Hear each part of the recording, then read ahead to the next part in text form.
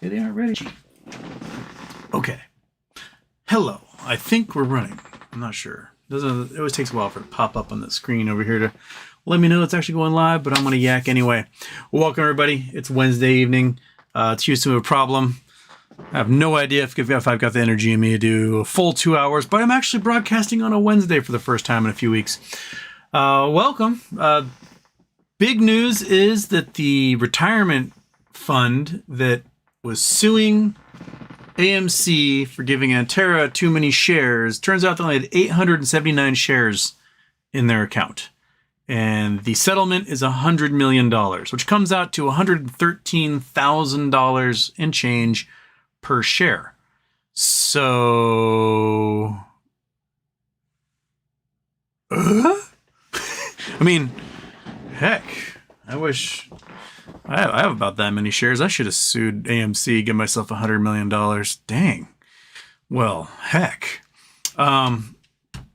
Yeah, so AMC Big and Sweet out. Is that the floor price? Very well, maybe. I don't know. I think there's still ways to go for the court to allow a reverse split to happen, and who knows what will happen after that, because AA is just tripping over his dick on this one. So, you know, I probably just after dark.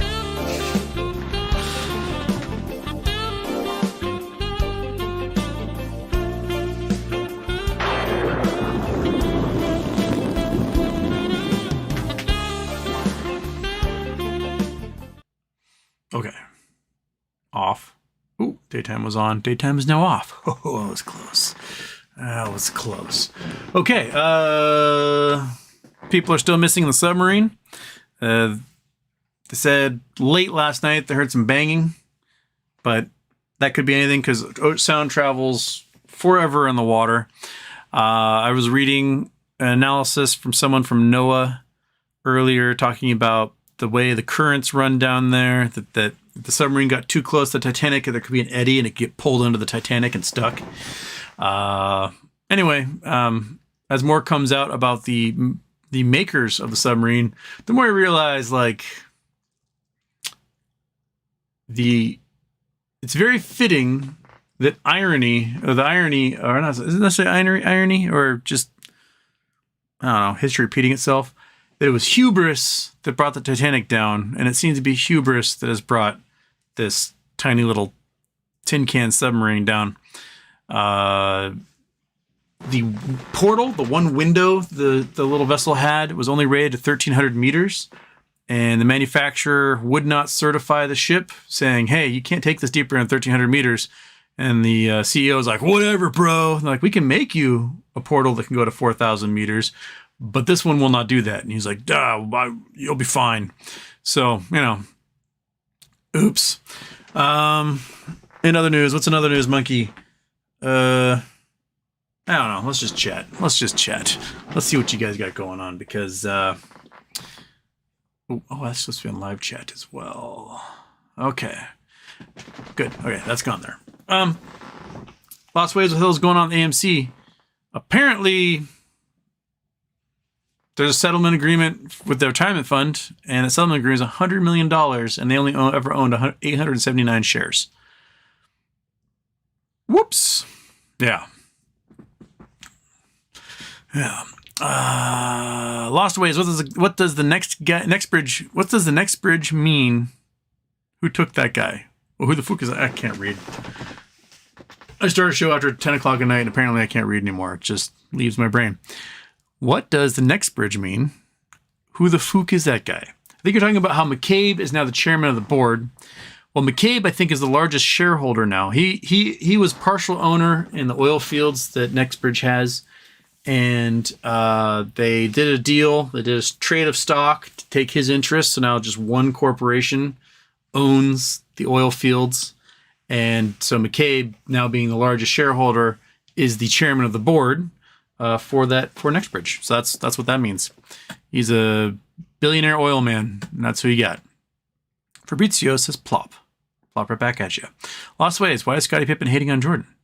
I've not heard about Scottie Pippen hating on Jordan, so that's news to me. I missed that in my roundup.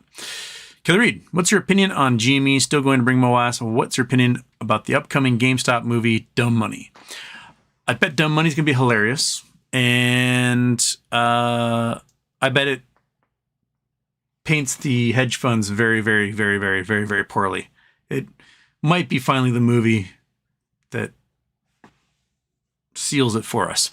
But yes, GME's playing strong, man.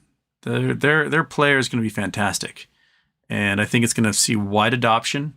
I think expanding the corporation into other realms, so G-America getting bigger and badder, it can only be a good thing.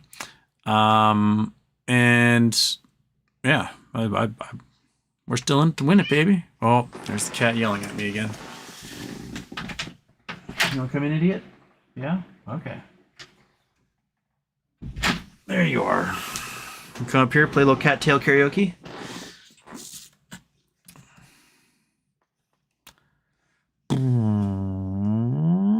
Lost Ways. What's your favorite baseball movie and why is it Rookie of the Year? Rookie of the Year is actually a pretty darn good baseball movie. Favorite baseball movie? I mean, you ask anybody on a baseball team, they're going to be like, Bull Durham. But no. Bull Durham's a good movie, but it's not my favorite baseball movie. Might say The Natural if they're like, I don't know, sentimental. But no, it's a good movie. But Major League. For me, I'm a goofball. I like Major League. And I ran so far away, just to get away. Can't tell karaoke. Good one, kitty. Good one. Sound just blasts out of your butt when I do that. Okay.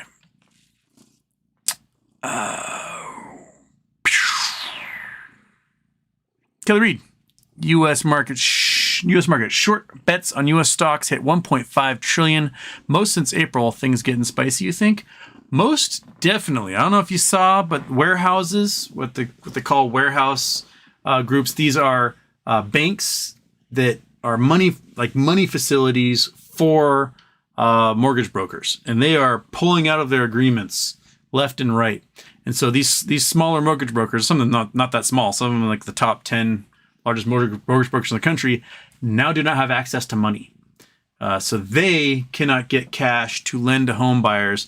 And the reason why these breakups are happening are because there are no home buyers.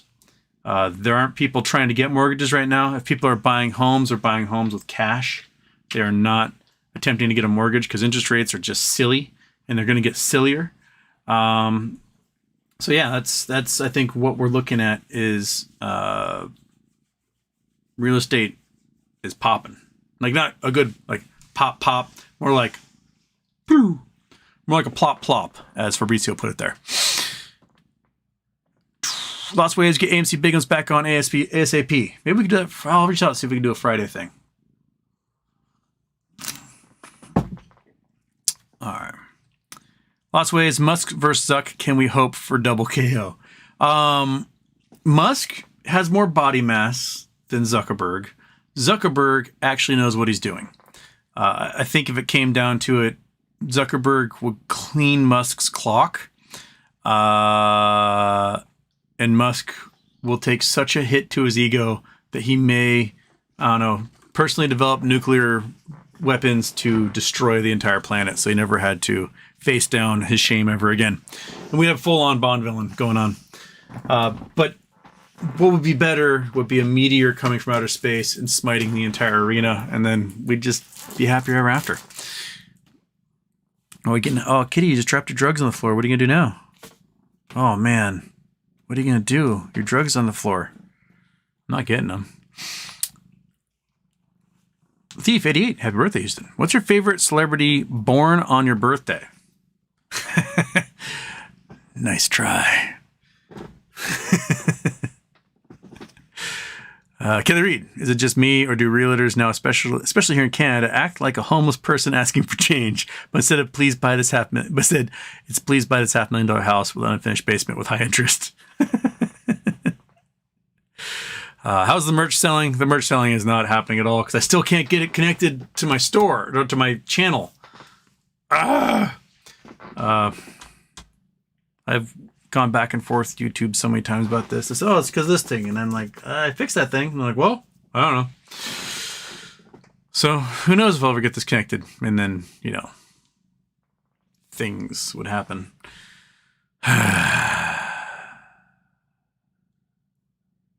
Decatur Raw.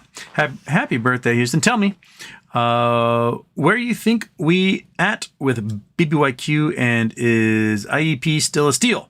Oh, and speculate on the condition of the sub that's tick-tocking in the ocean. Oh, they're dead. It'll take 6 to 8 hours just when they get to the sub. It'll take 6 to 8 hours to float to the surface. Yeah, they dead. They're not gonna make it. Even if they find it, it's gonna be too late to do anything about it. So I mean, you could speculate. You know, if you get some cajillionaires in a sub, most likely have 2 to 3 like full-blown cluster B personality disorders in there. They're gonna go, okay, I've got limited oxygen. If there's 5 of us in here, we've got 96 hours of oxygen. Well, if I kill 4 of them, perhaps I have 400 hours of oxygen. And they're going to just start cannibalizing each other. Because that's what you do. You're a sociopath. You're a billionaire. You just start...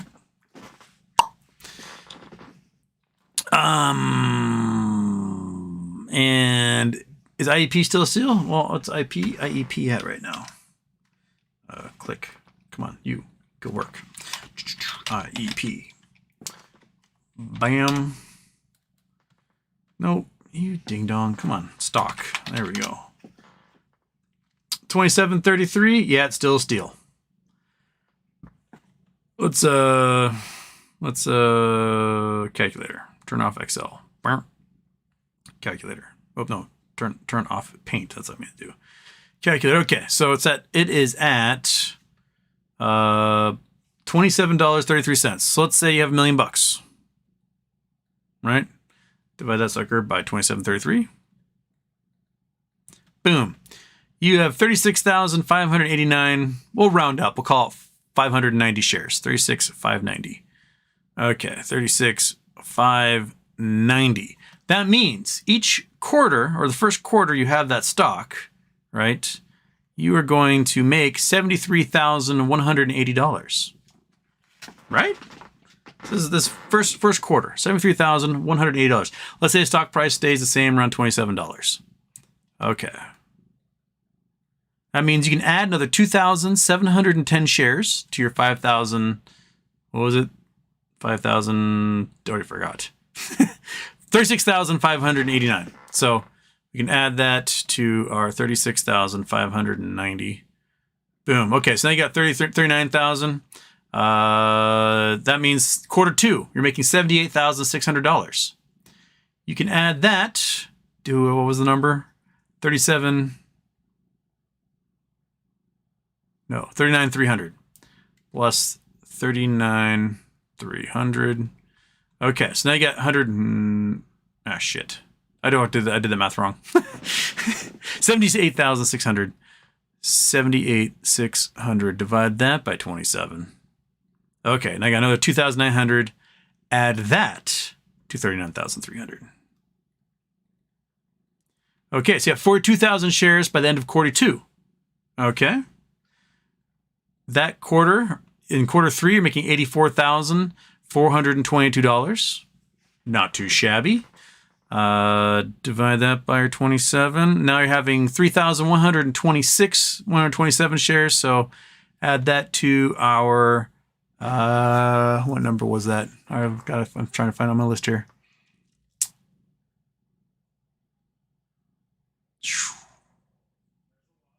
Plus 3930. Oh, 42,211. 42,211. So by quarter 4, you've got 45,337 shares. That means quarter 4, you're making $90,675. So you got $90,675 plus 84,422 plus 78,600. 78,600 plus, what was the first year? 35, 7,600, 422842. I lost one of you. Oh, 90. Yeah, okay. So you're doing 253,000 that first year, right? 90 plus 84 plus 78 plus, I forget a quarter in there. Oh, 73. Okay, plus 73. Okay, so you're doing $326,000 in your first year if you don't spend that money. So you'll turn $1 million into $1,326,000 doing nothing but reinvesting into IEP at this moment. That's 32.6, almost 32.7% returns. Not too shabby. Pretty darn good. So yeah, it's still a screaming deal at $27. Again, was way more screaming deal. It hit 20, but looks like from the graph that it got hit today. So where are you? There you go. Yeah, so it got hit today, like anything else. It's been doing over the last 6 months. Remember 50, 50, 50, 50, 50, 50. Oh, I wish I had MOAS so I could buy it right there. Oh, that'd be so delicious. $20.63. Oh. Got up to 30, and it's heading right back down again. There's still, ICANN still says $2 dividend every quarter. So, that will work until, I don't know when. He dies and the son destroys the company, but it sounds like his son's kind of a brainiac and loves this stuff, so.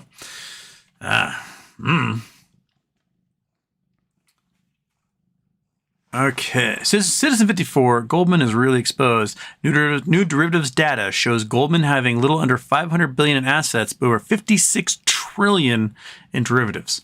Also, BlackRock getting exposed on video. It's only part one. I mean, yeah, Goldman is screwed. BlackRock lost $1.7 trillion last year. They still have another $500 billion to $1 trillion in real estate exposure that's probably going to be underwater momentarily. Just brutal, mate. Just brutal. Jason Blackwell. Hey, Houston. Do you have an intuition towards McCabe? Is he more let's drill test holes for years or more let's wrap this up kind of guy?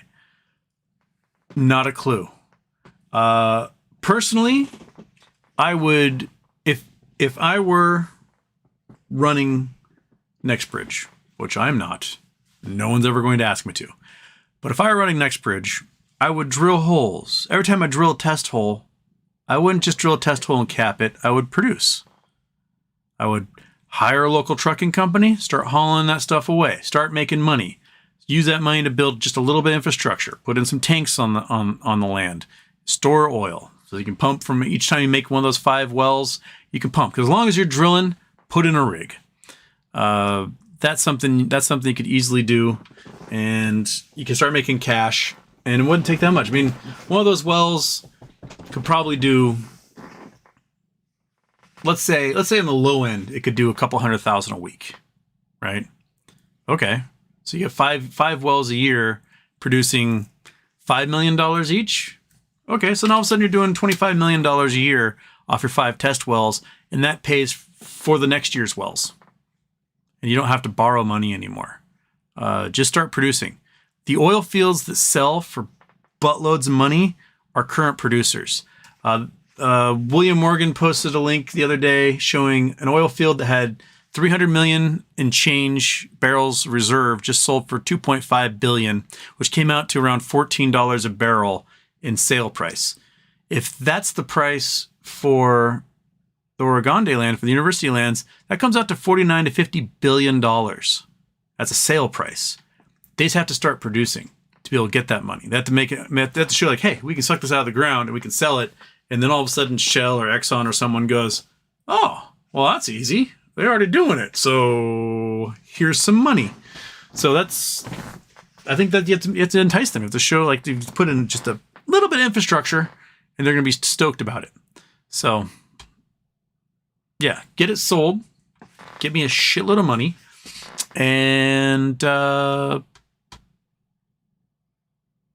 can move on with my life. Let somebody else deal with it. I can get something else. Okay. Shane E., a magical night indeed, got me a new Bass 6 and catching Houston live. Or Bass 6. Bass or Bass? I have no idea what you're talking about. Okay, J-Dog's here. SP's here. A Jamaican man. Hey, Houston, happy birthday. Hope you get to do some cattail karaoke. Way ahead of you, buddy. Aaron Salentine, Houston, have you seen Finger Chart? We about to short squeeze. They are about 140 million shares naked in the company stock. Are you in? Looks like the same people squeeze HKD and Tops. Oh, is Ernest downloading games again? One sec.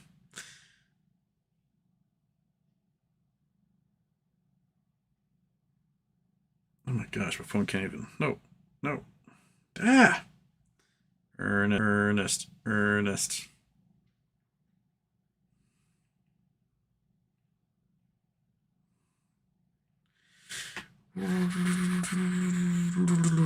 Okay, there we go. Hopefully you got audio while I was turning into a grayscale potato live to all of you. Oh great, now it's saying no data. Oh, you son of a bitch.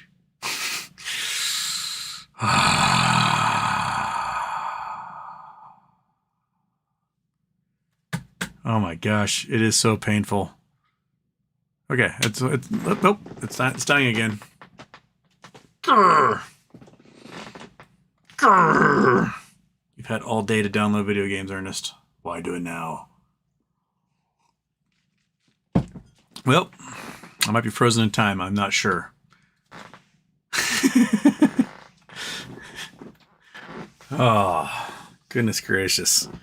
Okay, so welcome to the Houston Black and White Radio Hour. All right. Oh.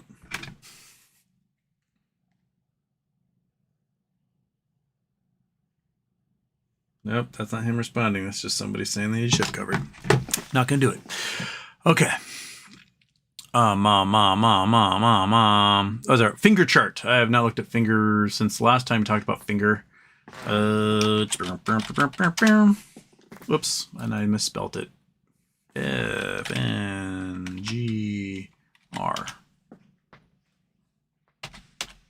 Finger motion. Well, is that 222 earlier today? It's popped up to come on. Oh, I'm frozen everywhere. Oh, there we go. Okay. It's up to $3. Looks like it's popping after hours, especially. It's gone up from $1.38 to $3 in the last 2 weeks. Last week. That's pretty darn good. So it looks like it's about to pop some more, but I don't have any. No, I got nothing. I got nothing at the moment. So, good luck to all of you. Getting finger to go from $1 back up to $15 again or whatever. Fantastic. I don't think there's a options chain for it yet. No, there is an options chain for it. Maybe we can find something fun in there. Okay. So, what we got? $2.89 stock price. $3 options chain. That's not so bad. That's kind of doable. Maybe we'll play some options, see what happens there. Okay, cool. Excellent, Aaron. Alex Park, Houston. Any thoughts on ICANN ETF? I'm about to get some hearty amount of money I'm thinking about buying. I mean, I'm not an eggs all in one basket type of dude for like retirement funds. I think just spread it out. But at least in the short term, if you're going to buy IEP, now's the time to do it. You're going to get killer returns on your investment. You can get as many shares as you possibly can dream of for basically half price. So IEP is half off. Even at $50 a share, it was providing insane returns of almost 20% a year. So if you're getting 36, 37% a year out of it, that's all you can ask for. So, I mean, most people are stoked to have a Vanguard fund at 7 or 8%. So if you're getting 4 times that, not too shabby. 5 times that,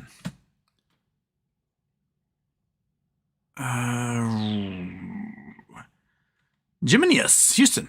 They said that they were using a Logitech game controller. Everyone knows that if you're piloting submarines, you need to use a Nintendo Power Glove. I came across a Twitter thread between some marine engineers talking about, they're talking with some Department of Defense engineers, and I guess for a lot of like different controllers, they're using Xbox controllers for military guys because they don't know how to use them. But one of the problems was they weren't set up for like dusty environments like war. And so you get grains of sand stuck in the joystick, and then you'd have like ghost tracking. And so this one guy was talking about having a crappy Logitech controller and getting a piece of dust in there. And then whenever you let go of the controller, it would slightly start to keel the ship or something. I think it's interesting. They actually had to build Xbox controllers that weren't Xbox controllers, but had the same form as Xbox controllers, but could handle like dusty environments, humid salt air environments, things like that. And that getting a crappy Logitech wireless controller off of eBay was not the best for a marine environment. And so they could be running into issues. And that these guys were such cheapskates, they didn't harden anything for like the marine environment they were in. Just billionaire hubris, entirely relying upon our tax dollars to bail them out yet again, this time literally. So I mean, I wanted to not make fun of this submarine situation, but the more I read about it, the more of a facepalm situation it is, and that I cannot believe anyone would go into that thing. You just get sealed into that coffin. They take the titanium end, and they bolt you in. You are bolted into that thing. So there's no like opening and escape hatch. You cannot get out unless somebody lets you out. You are in a tomb unless somebody comes and gets you. Just hermetically sealed in there. What was the guy's name? The dude from CBS News, David Pogue. He did a story on that ship a year or two ago. And while on the ship doing a story about it, the submarine goes down and they lose it for 5 hours. They cannot find it, no communication. They're worried. And what the response was, oh crap, we have a news reporter on board. We're going to turn off all of our communications. Therefore, they can't tweet about it or send a message. And then David Pogue never wrote about it, never did a story. Like his 60 Minutes piece never talked about how the ship went missing for 5 hours while I was on the boat. He completely just whitewashed that away. So had he reported on that, then maybe people taking the trip on the submarine would be a little bit more aware of how sketchy everything was about it. Just absolutely silly. Absolutely just silly. Oh, there's the reset. Just reset every single time I gotta scroll. Okay. Shane E. Should we send wave after wave of billionaires after them until they are brought back? Yes. We should definitely do that. And then phone call the orcas and let them know they're on their way. Ron Johnson. Since people like to drop dad jokes on you, here's a Ron Johnson original. Knock knock. Who's there? I'm a who? You're in Dr. Seuss. The kids love that one. What? I'm a who. Well, I'm a who. Oh. Okay. I'm a who. You're in Dr. Seuss. Okay. The who's a Whoville. I get it. Kill me. Okay. Doc B-Ball 3710. San Francisco is one of the wealthiest U.S. cities, yet businesses can't leave fast enough. Have left-wing policies turn this once great city into a dump? No. Right-wing policies of shutting down all of our mental health facilities, not providing a safety net for our own citizens, and not having a universal health care is what has turned our cities into dumps. If we cannot provide basic services for people, then there's nothing for them upon which to pull themselves up by their bootstraps. They need medical care. They need mental health care. They need drug and alcohol treatment. They need to be able to have a house, a roof over their heads, and a way to get food. So you can provide those basic necessities to people. All of a sudden, they're not on the street being desperate. That's it. That's simple as you can say, oh, it's these liberal policies. No, It's our anti-tax mentality in this country where we'd rather spend a fortune on the most worthless healthcare in the entire world than spend a little on the most fabulous healthcare in the entire world. We literally could save $2.2 trillion a year with the universal healthcare system. Imagine what we could do with $2.2 trillion a year. That's $15,000 per worker per year, right? Can you imagine the stock dividends companies could make if they could save that money, or the consumer spending that would happen if people had $15,000 more in their pocket each year, or, you know, the homes they could afford? Just imagine people not being desperate. That's what it comes down to. SP, yeah. But the lights were from Camping World. Also said they keep 2 spare controllers. Good to know. Yeah, it's true. The lights were from Camping World. And they also bolted monitors straight into their fragile carbon fiber hole. Straight like, I'll just drill a hole in this carbon fiber hole and plunk our monitor in there. Cool. Good job, guys.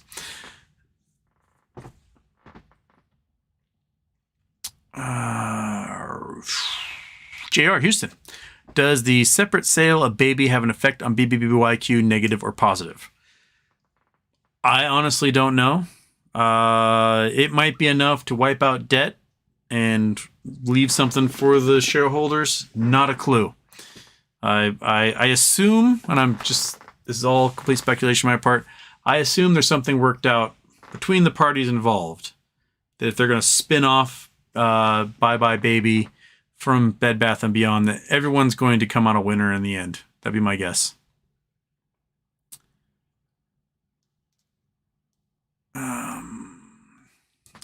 SP, can you say that again? I don't get it. 879 shares. Explain it to me like I'm 5. What should it have been? So there's a retirement fund that sued AMC. And they sued AMC because AMC sold too many shares of Ape to Antera, giving Antera too much control of the company. In the Articles of Corporation, it makes it illegal for AMC to sell more than 20% control to any one entity. Right? They can do a hostile takeover on the market, but the company can't do a direct sale to any company to give them more than 20% control. And the sale of Ape shares gives them about 30% control of the company. So they got sued. And they got sued by this retirement fund. And then the settlement for the retirement fund is $100 million to like shut up. And it turns out the retirement fund only had 879 shares. So essentially, those folks got $113,000 in change per share that they invested in by filing this lawsuit. There you have it. So, good on them.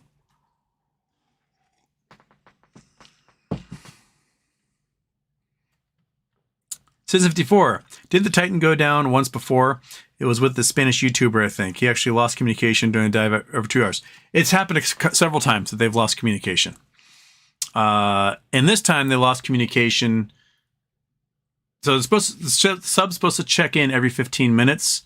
And it went 30 minutes and went, oh crap, we lost communication. And then it went another 6 hours before they decided to alert the authorities. Like, oh, we can't find it, Coast Guard. And the Coast Guards of the world went, okay.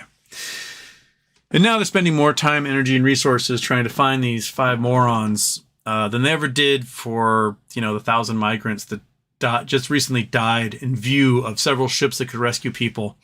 And I don't know if you read about the German captain who rescued 1,000 people off a ship a couple of years ago who were migrants, and now she's facing 20 years in prison for helping them. Yeah, but let's just spend a bunch of money to get some asshats out of a submarine. That's where we should be spending all of our money. Just kind of some Navy sub hunters up there and drop all sorts of sonar stations and have 6 different Coast Guards all hunting for them. Cool. Awesome. That's just great use of our time and resources because you decided to build an experimental ship that couldn't get certified by anybody because it was built with the right parts, the right specifications. But you're a billionaire, so nothing can happen to you, right?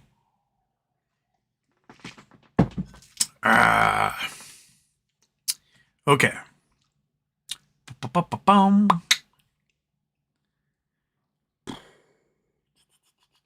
Bex, hey Houston, it's Thursday here. Happy birthday to me.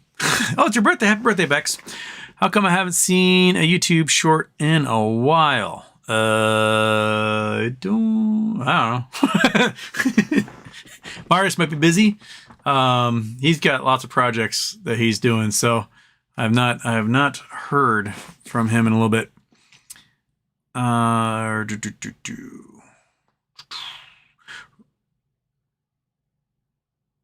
Bangwin, holy crap, I managed to join live. I'm just starting my last working day in the company I'm currently working for. What are the basics BBY's auction status at the moment? Tomorrow, the official stalking horse bid is due. I think Monday, the bids from all their potential bidders are due. And then Thursday would be the auction. The following Monday would be the ability for debtors to object to the auction. And then a week after that is the court hearing on if there are any objections. So then if the court hearing comes through and the judge and the debtors can agree on something, sale. And so that would all happen pretty lickety split. So somewhere in there is a holiday also, because there's July 4th in there. That's going to be a mess. There will be probably no show July 3rd and definitely no show July 4th from my channel. I'm in the Old Timers baseball game on Monday, the 3rd, and then the 4th of July is my 4th of July awesome barbecue for the first time in 4 years, and I'll be cooking burgers for like 400 of my friends and family. So it's going to be a busy day. Maybe I'll pop up the laptop and you can live stream people playing in the bounce house and slip and sliding or something. But I'm sure you'll have other things to do on your 4th of July than watch my 4th of July party. Well, unless you're a foreigner and never seen a 4th of July party before. Okay. Aaron Southern, Houston. I got in the mail that my settlement or AMC case, I get $268. I'm confused. So stockholders get settlement money? I guess? I don't know. I haven't got anything from me yet. Houston, what's the news on BBYQ? Nothing specific today. Tomorrow will be the news day if Stalking Horse bid comes in.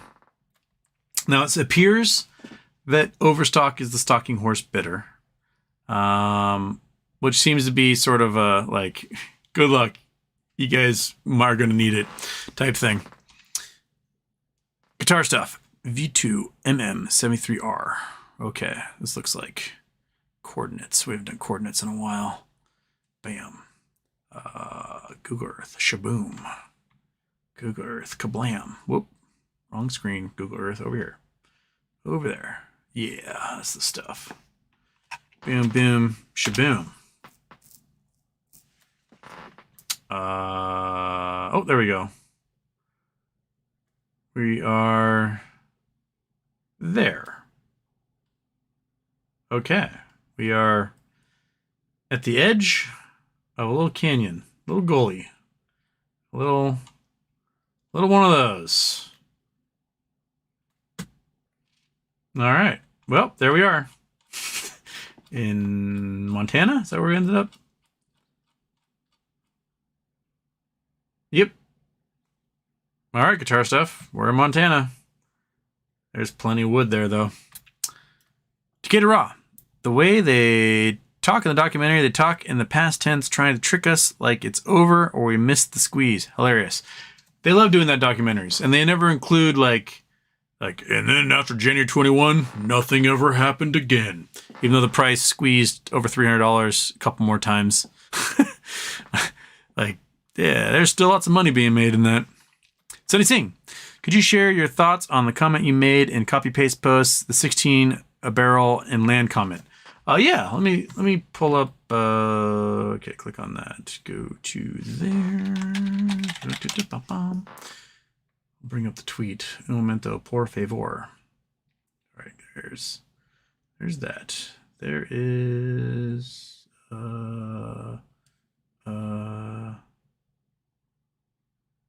There we are. Okay. So, Oops. Google Earth, go away. Civitas enters Permian in $4.7 billion deal for Taprock Hibernia. Civitas Resources expands from Denver, Julesburg in 2 deals to buy NGP's Taprock, Hibernia cash, and stock seals. The value at $4.7 billion. So they're buying an oil field for $4.7 billion. Now, let's dive into this. Click on the article. This is from today. Yesterday. And they got 68,000 acres, 96% of which are owned by that one company, and 335 million barrels of oil. Keep that in mind. 335 million barrels of oil, $4.7 billion. Okay, so we're going to go calculator. Oops, wrong one. I'm going to click that. Click UR. Every calculator. Okay, so calculator. Clear that. So 4.7 billion divided by 335 million.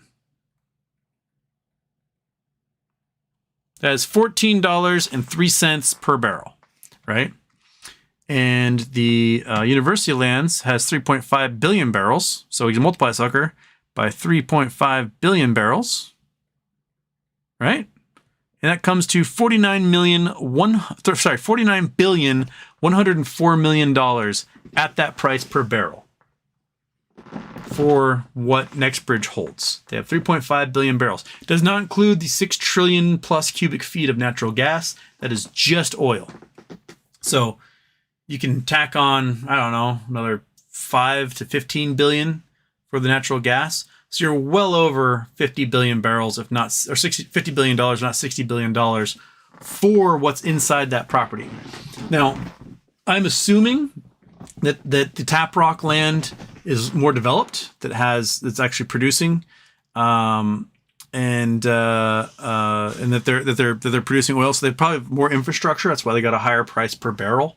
So again, like if McCabe and company at NextBridge can start making some infrastructure on the land, it will boost the sales price in a hurry. Because once oil companies see production, they go, oh, maybe we should have invested in that. And they'll jump on it like nobody's business. It's currently the largest untapped oil field known in America. So let's get it. Make some money off that sucker. Why not? Why not? So this is like very discontiguous. This is across several counties. You can see, oops, you guys can't see because I don't have Chrome back on. There we go. So this is 30,000 or so acres in this area, but it's across several counties. So it's not even contiguous like the university lands are, which is one big giant block.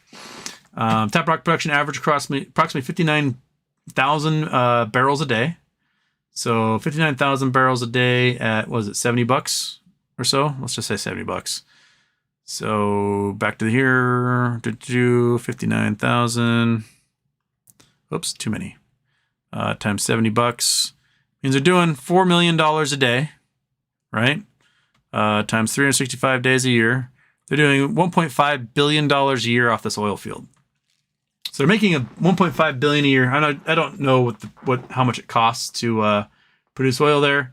So let's say 50% of it is production costs. So divide that by 2. So they're making $753 million in profit. Okay, that's not too bad for just like drilling a hole and then just sitting back and making money at that point. So yeah, they're making $753 million a year in profit thereabouts. And their common stock is valued at $950 million. So yeah. So Civitas is agreed to purchase Taprock for $2.5 billion, including $1.5 billion in cash, approximately 13.5 million shares, worth $950 million. All right. So, yeah. So there you go. There you go. So, an easier field, because it's one giant field, not hundreds of little fields put together, and you just make some infrastructure. That's just make some infrastructure. And you don't need to drill as many test wells if you're also producing. So do that. Produce something. Even the cat's stoned out of his mind. He knows he has to produce something, right, little kitty? Look at you, you little wiggle monster. Oh, little guy. Yes. Okay, where was I?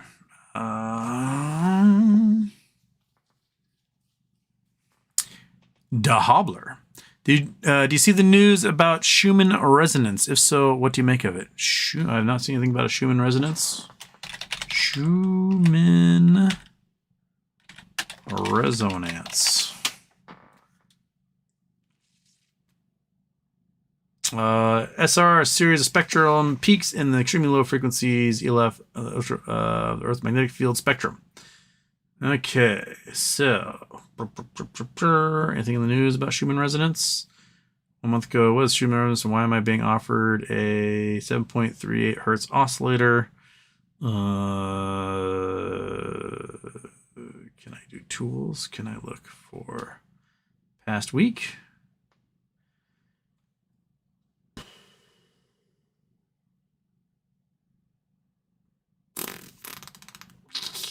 Nope, I have not seen any news in the last week regarding Schumann resonance. I'm sorry. You may have sent me an article on it there, bud.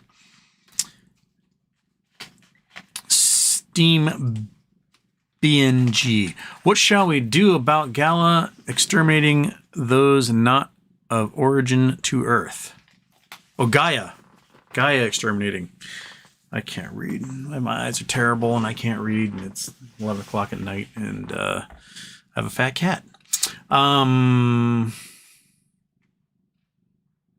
think Gaia can exterminate whoever she wants. She'll wipe us off the map soon. We may have absolutely saturated the ocean with heat and there's nothing left. I know Julius Julio wanted me to talk about the split jet stream that's going on. Let's see if we can bring that up.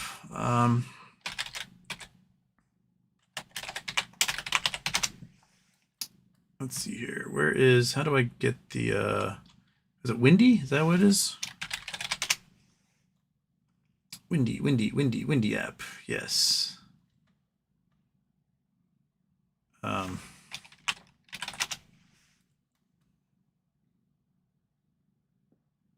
Sure. No, that's not what I wanted. I want.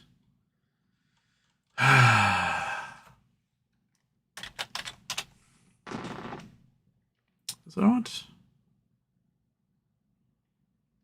Yes, this is what I want. Okay.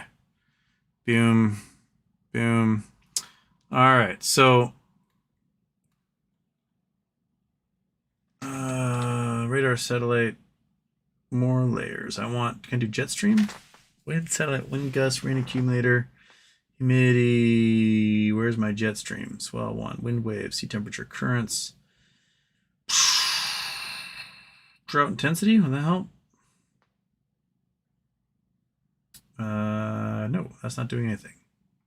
Give me I don't see jet stream on here. I'm going to do jet stream map.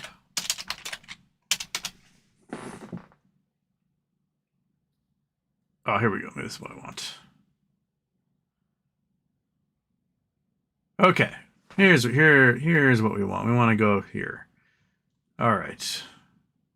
Go away. Go away.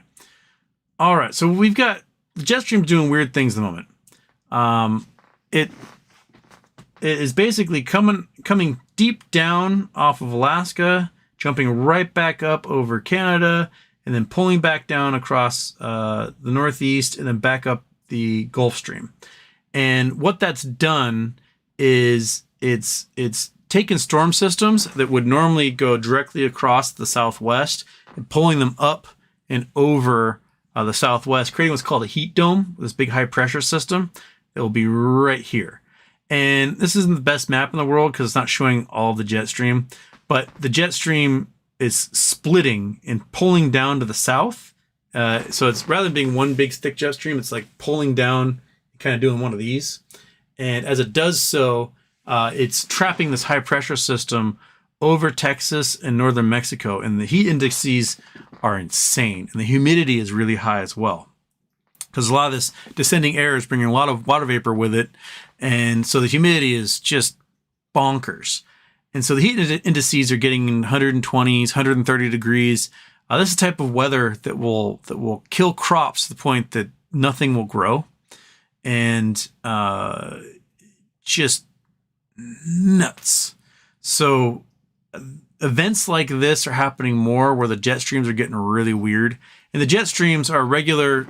They go west to east because of the rotation of the Earth, and they bring regular weather systems, storm systems, across these regions. And if they get locked into a weird position where they're doing these like big long oscillations, they create lots of little high pressure nooks inside of these oscillations, and trap a lot of heat for days, weeks, months at a time. And it's likely there's going to be no let up of this heat dome over Texas and Mexico as a result of where the jet stream currently is, until hopefully sometime in July at the earliest. It's just,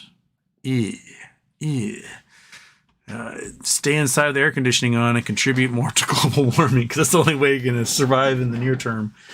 It's just gross and ew. Ugh. Ugh. Yeah, guy is trying to kill us because we are a parasite. Christopher Stedman, how's it, Houston? What's next for MMTLP? How much longer, months or years? Rosa should be filing tomorrow, or for today for some of you, 22nd. Rosa will be filing her amended complaint with the Florida court. My guess is the judge there won't read shit and will reject it, and then she'll have to file for an appeal. Maybe I'm totally wrong about him, and he'll actually crack it open and give it a read and go, oh, I've been so wrong this entire time. She actually has tons of legal precedent that I've been ignoring because I just took what FINRA said at face value. And it sounds like Basile is also appealing the decision in New York court, and also suing the OTC markets on behalf of another client over allowing the trading of MMTLP. So we'll see where this all goes. It's legal process, so it just takes forever, and then you get a decision.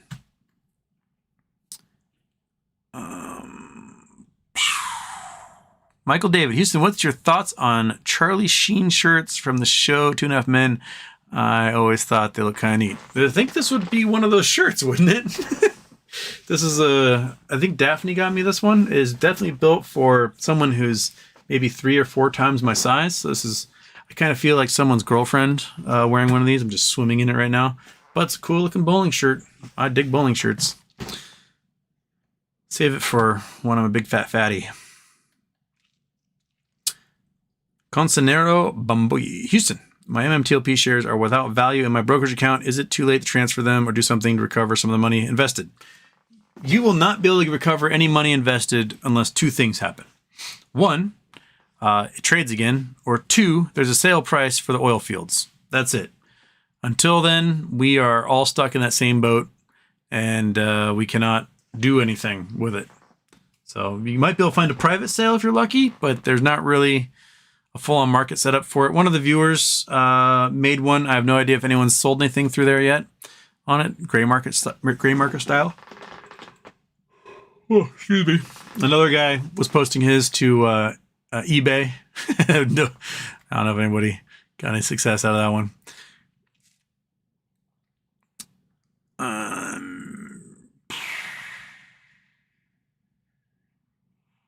You're a towel. You're a towel. Guitar Stuff, Houston. If MOAS happens, we have learned not to take a sub to famous shipwrecks. But what about other extreme adventures like the South Pole? South Pole is doable. People haven't died going to the South Pole in a long time. Why? Because we can fly there. You can get on a plane, go to the South Pole, and you can be in the middle of that snowfield if you want, and you can say, I've been to the South Pole. Cool. Congratulations. You can take a cruise ship to Antarctica. You can go play amongst penguins. You can do all that stuff. The difference being between taking a sub down to the deep darkness of the ocean is pressure. Like you go to outer space, there's only one difference of atmosphere. So like you got a ship trying to hold all the air in, and if the crack happens, a little bit of air leaks out. And like, oh no, and you just cover it up and you're good to go. It's just a 15-pound difference in air pressure. You get down to the depths where the Titanic is, it's like 300 or 400 times the atmosphere. So we're at 15 pounds per square inch here, and you multiply that sucker by 300 times, and well, 3 would be 45,000 pounds of pressure. That's insane. So the difference between your one atmospheric pressure at 15 pounds per square inch is there's 45,000 pounds per square inch trying to pop you like a grape. And so if your ship there fails miserably, it's not just a gentle little leak. It is 45,000 pounds per square inch of water spraying into you, which is enough to like slice something in half. Water cutters have around 10,000 pounds per square inch. So this is 4 to 5 times as powerful as one of those water cutters they use to like slice rocks at a quarry or cut things. Absolutely insane water pressure. And so you get a crack in that hole, it just goes crunch, and then everybody's like a tube of toothpaste is what you become. Terrifying. No thank you. I'm okay with seeing like someone film from a unmanned submersible of all those things. Awesome. Fantastic. Have at it. My friend Garrett Madison, he leads expeditions up Everest and K2 and does it for a living and makes good money at it. And he takes all his rich people up there. He doesn't really lose. He's been fortunate enough not to lose clients when he goes on those climbs, but hundreds of people litter the slopes of those mountains, and you die up there. That's it. No one has the resources to take you down unless the snowfield gives away and you fly down an avalanche or something. But if you die up on Everest, they use you as a marker. Like there's a dude up there who had green snow boots, and they're like, oh, you climb up, take a left at green snow boots, and then go up the route that way. So he becomes a marker on the trail, and he'll forever just be this frozen, mummified body at 28,000 feet that everyone just uses as a landmark. Just, you know what? Get into race cars. Join a private racetrack. Have your hangar full of vehicles. Go out and race. Because you know what they have there? They've got ambulances, right? They've got fire trucks. They have radios. Within minutes of your act, you have a roll cage around you and a helmet. And within minutes of you getting an accident, there's somebody out there's job is to rescue you. And you can get all the thrills and adrenaline you want traveling 150 miles an hour through a hairpin turn and just, be reckless. But, the likelihood of abandoning your family is greater than if you just, didn't do those things, but much greater than adventuring in an unproven, poorly constructed tube of death. So get into race cars. Just become a race car driver. Be like Paul Newman. Do that. It's cool. It's hip. People go, that guy's cool. He's driving a Ferrari.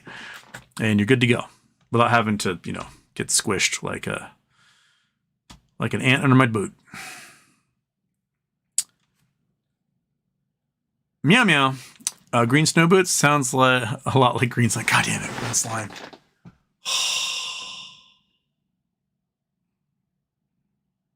I'll get that washed, meow meow. I'll get it washed. We'll get it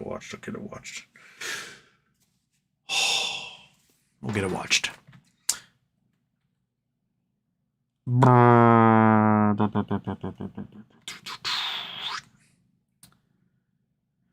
Common sense beats intelligence, no arguing. Neither of you hit like scrubs. DVS, I sold puts at the bottom of IEP, but the implied volatility is pretty low right now. Yeah, it seems like it's kind of mellowing out, and it might take another couple of quarters of those $2 dividends to get people to go, okay, this is going to keep going that way. Sincere, what's the difference in pressure the hull feels when going to outer space versus going deep in the ocean? Well, I just talked about that.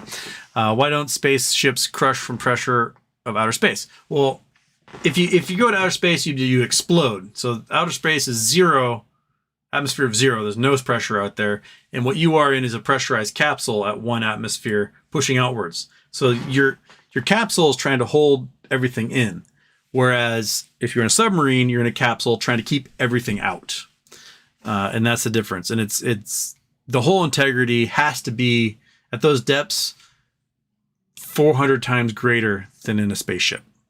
It is a huge difference in the amount of pressure that's being exerted on that ship than we have here at Earth. Have you ever seen like when they send like a little styrofoam cup down, like deep sea, like drop it down to explore deep sea, and it comes back up, and that styrofoam cup is about this big?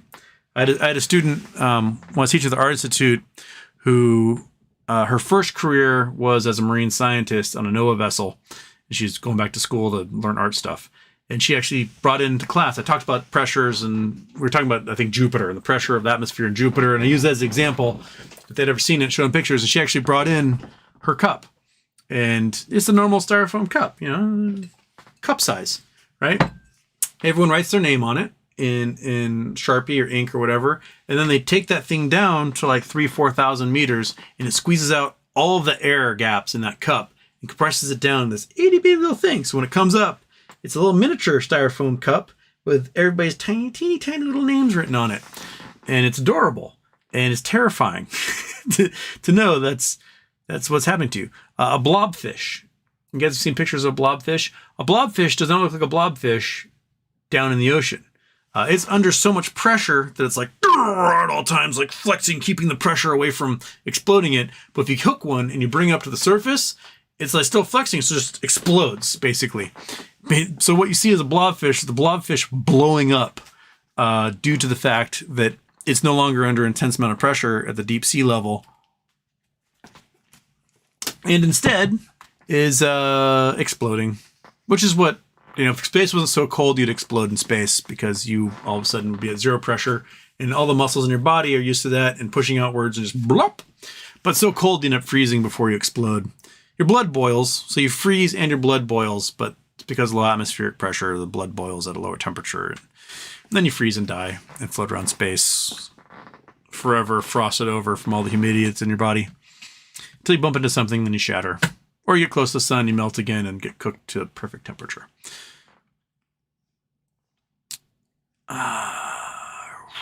Ron Johnson, according to Stephen Greer, the reason the alien technology isn't available is because the shadow government won't allow it. If they were smart, they should start harvesting helium-3 on the moon. Yeah, seriously, the shadow government should be harvesting helium-3 and making a fortune off of it. Let's make some nuclear power plants, some fusion plants, and you can be the new rulers of society. I guess if you're a shadow government, you already are the secret rulers of society. But what fun is being a secret ruler of society, right? Got the name recognition. Yeah.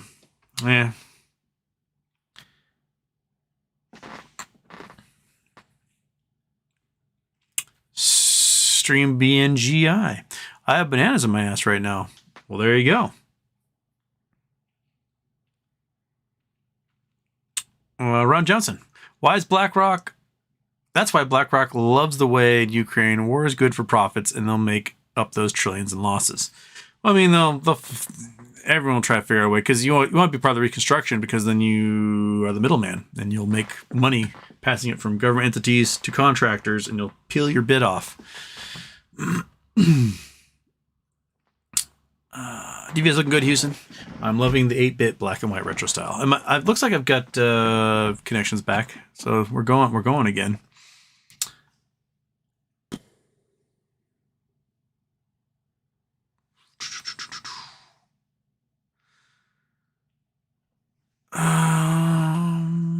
Galactic Club, eyeballing those August 7th call options. Talking about finger for those call options. Might be good. My God, man, relax your fucking shoulders. This is not a very well cut shirt. It's just poorly cut. It's built for someone who's huge and I think has lots of back fat. So that's what we got. That's what we got today. Big giant floppy shirt.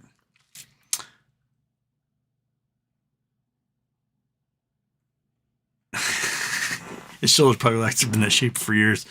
My whole life, man.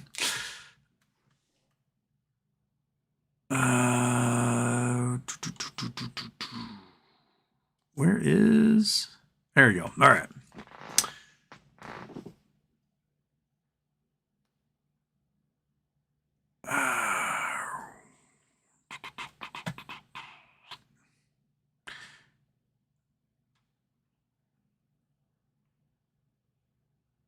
Joseph Wallace, news isn't news in the USA. Perhaps.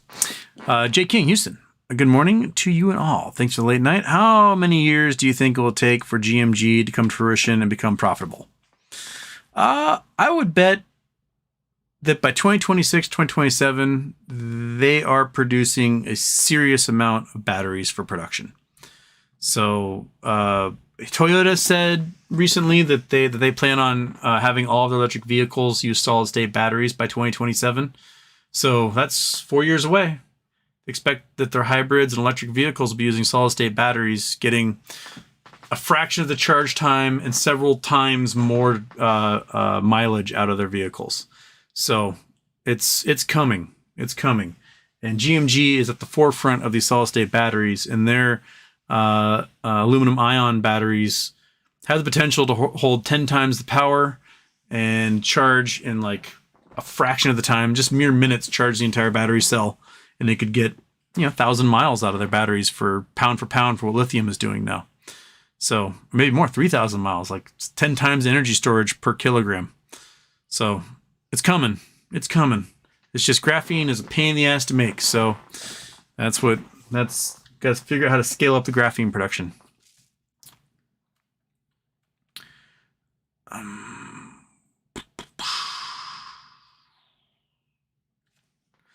Citizen 54, did you watch the Durham hearings? Crazy stuff. MTG and Bobo are on the outs. 2024 is going to be crazy. Yeah. Marjorie Taylor Greene called Lauren Boebert on the House floor a little bitch. Those two hate each other. They thought they're going to be ideological best friends, and now they really just hate each other's guts. And you know what? They're the same lady. They're both philanderers who are insane. And they're the same person. It's like years ago, I had 2 roommates. And roommate number 1 was a lazy fly fishing guide who spent all day smoking pot and watching basketball. And roommate number 2 was a lazy fly fishing guide who spent all day smoking pot and watching basketball. And this is where I learned that if I'm going to live in a house, I just handle everything because I can't trust anybody else. So then, like, I did the rent, one guy did the electricity, the other guy did the water, and we just made it work, or so I thought. And when it came time for us to move out, I wanted to get our deposit back because, that's hundreds of dollars that could be my money. And pothead fly fisher number 1 owed pothead fly fisherman number 2 $300 for electricity, and pothead fly fisherman number 2 owed pothead fly fisherman number 1 $300 for water, and they wanted to murder each other. You fucking owe me $300. You owe me $300, and they like restraining orders, arrests for assault. It was just a nightmare, and because both of them ended up like in jail. The house didn't get cleaned out in time because all the crap was still there, and I didn't get my deposit back. So these 2 pothead losers, who are the same person, cost me all the money in the world in the end. And you're the same person. You should be the best buddies in the entire world. You have the exact same interests, and you're both dipshits. You should be like, you like sex and money too? We should hang out sometime. But no, just a pain in my ass is what it all became. So that's Boebert and Green right there.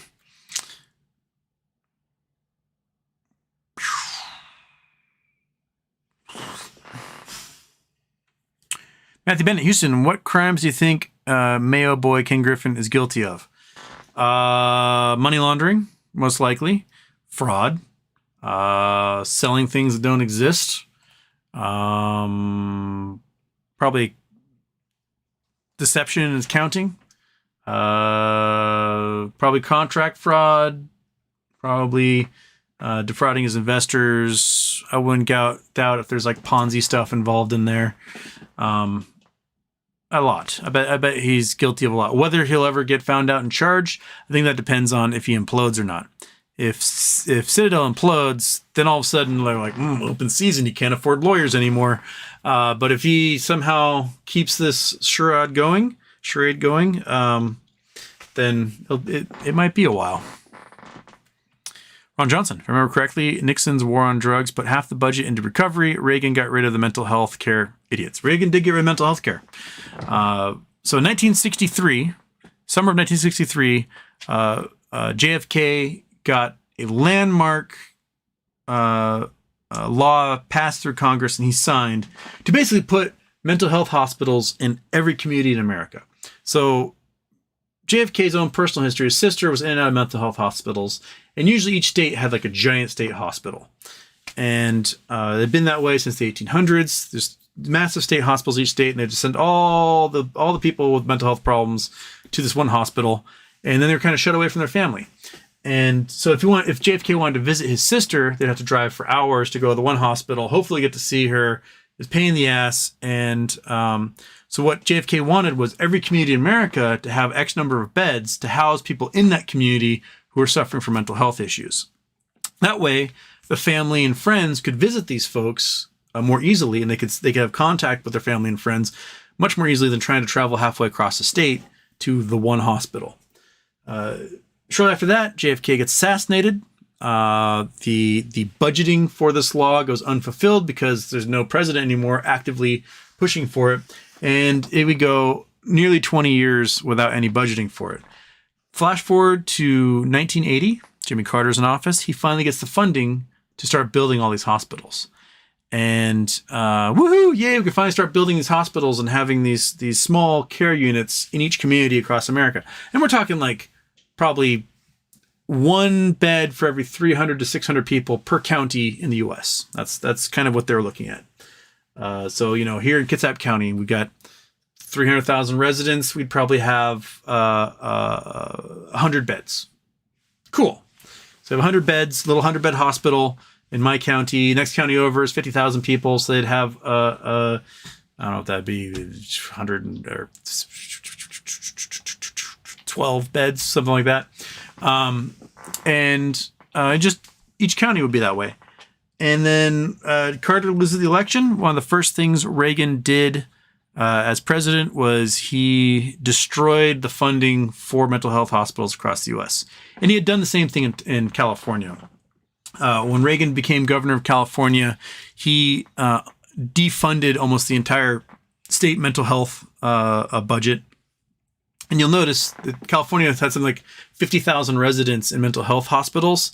And then all of a sudden you have 50,000 homeless people and then 50,000 people in the state prison system. Like they went immediately from state hospitals to homeless to in the prison system. And today you have that across the entire country. 55% of people who are homeless are suffering from psychosis. 55%. That's 55% of people who cannot lift themselves up by the bootstrap. They do not have the chemical ability in their brain to operate as a functional human being because they're insane. They're bonkers. They need to be chemically treated. They need to be therapized. They need to be in a setting where they live in a hospital and get the treatment they need. And sometimes you can find the right chemical imbalance and treat them, and they can enter society so long as they stay on the regimen of meds and therapy. Other times, people cannot be trusted to be on their own ever. They're just going to become a problem or a blight for society. So you need to keep them in a permanent hospital. That's just where you got to keep them. But we have destroyed the mechanism with which we could do that. So in 1950s, we had over 500,000 Americans were permanently hospitalized in mental health facilities. That number today is way lower than that because 1 in 300 people in general have psychosis, right? And then we're compounding that problem by drugs and alcohol, bankruptcies due to health issues, right? People losing their homes to foreclosure because of predatory lenders. We've got, huge problems with LGBT teens getting kicked out of their homes. So we really desperately need mechanisms to catch these folks and help them along. It's amazing what just like changing someone's environment from sleeping on the street to an apartment can do to just fix addiction problems right there alone. It's not hard to do. Other societies do it. You can go to other countries in the world, other industrialized countries, and you do not see the level of homelessness as you do in the United States. And it's pretty much entirely due to the fact that we do not help our citizens. We create a society where it's like sink or swim, asshole. And most Americans, if they have a $400 expense, they're sunk. That's it. They have nothing left in their accounts. They cannot weather the storm. They're now going to be facing homelessness, get kicked out of their apartments, etc. Cat, quit shifting everything. Can you come and sit here? You come over here? Come on. Come on, you little fatty. Come on. Come here. Or you could just rub your head on the thing and get more shots of like Monkey's Boneyard over there. Cat. Come here. Come on. Come on. Come on, fatty. Let's go. Where you go over there? You want to come over here? Want to go like showing everyone your butthole? Yeah, come over here. Look at that. Look at that. Nice spot for you. Or you could just... Cat. Get off the cable so I can get the monkey cam back up there. Okay, you just lay it right there, you little weirdo. All right.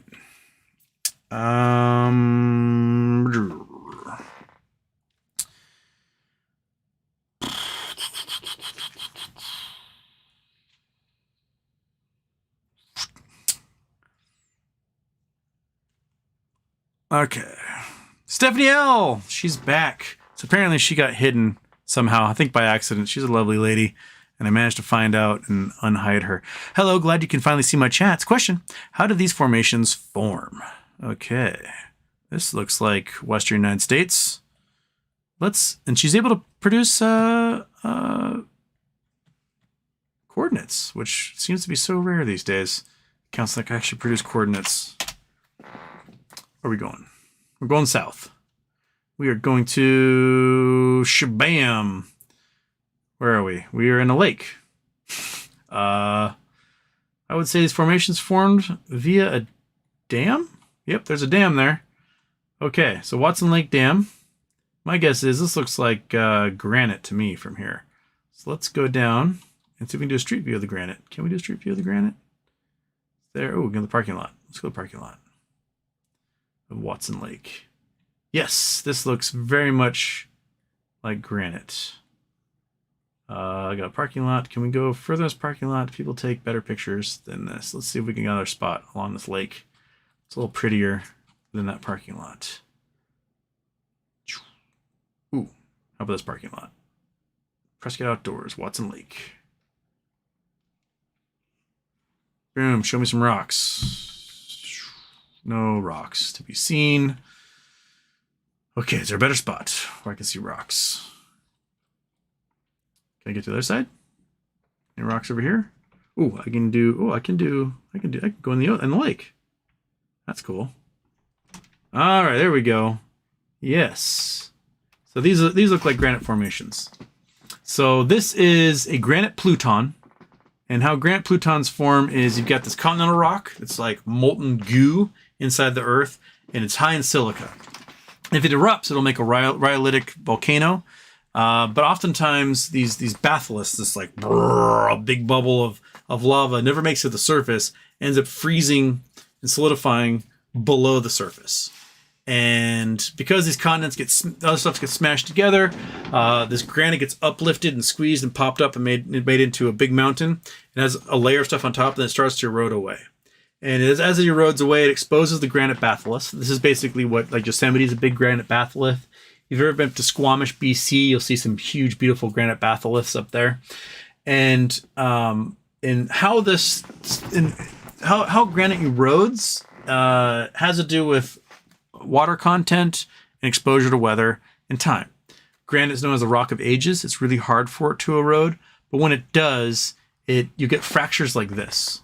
So you see these lines that happen in here, And this is probably from water getting to a crack, and then during the winter it freezes and spreads that crack more. And then water gets into the crack and spreads it some more, and then a boulder will roll off. There's not too much rounding. It takes a long time to round from rain and wind, but they will round. You can look at eroded granite all over the American West. It's just like this. One of my favorite spots in the entire world, which is Giant Rock down in California, which is the largest freestanding boulder in the world. You'll see lots of little rocks of this. You go to Johnson Valley in California, same type of thing. A lot of Star Treks were out in the Mojave and Antelope Valley and filmed up there to get with these alien-looking rocks. You can also see these same rocks in tropical continental rocks. Like you go to Brazil, you'll see tropical rocks, very similar formations along the ocean, and you'll see so they won't have as many cracks because they don't have the freezing that happens, but they'll have the rounded erosion. So if we go to let's go to the Seychelles real quick. Take a street view. Let's go out here. Let's go to a beach in the Seychelles, and we'll see how the rocks are rounded, but they don't have the same striations due to the freezing and thawing that happens. Indian Ocean, Seychelles. Give me a little north-south so my brain can orient. Okay. So the Seychelles are granitic islands that were left behind when India slammed into Asia. So those little chunks of India that broke off. These are continental rocks out in this weird little island chain here. But man, are they beautiful. Okay. So, granitic Seychelles. Let's see if we can get some good.